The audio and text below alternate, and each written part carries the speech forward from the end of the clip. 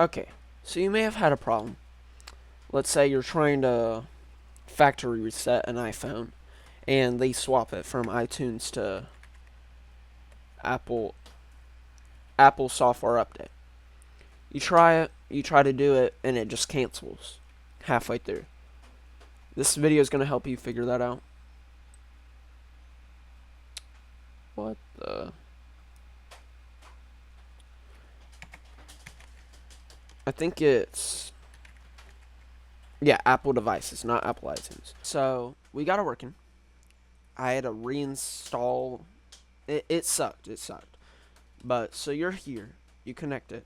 I don't want to factory reset my phone. So once you like set it in whatever the heck, and then you connect it here, then do what you did before. Click like whatever factory reset or update. Let it update. Let it fail. But when you reconnect it, like reset it again once it turns back on, reset it, plug it back in, then it'll ask you if you want to like do anything with it. Click cancel. Once you click cancel, it's going to still download what you were downloading before. Cuz that's the problem. It doesn't download fast enough for your phone to use it.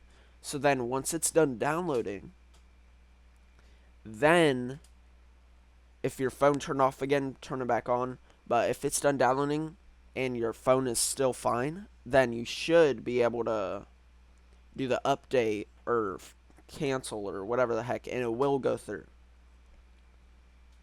Yeah, let me go. I don't want to use my phone. I want to reset this thing. Well, I'm not too sure, but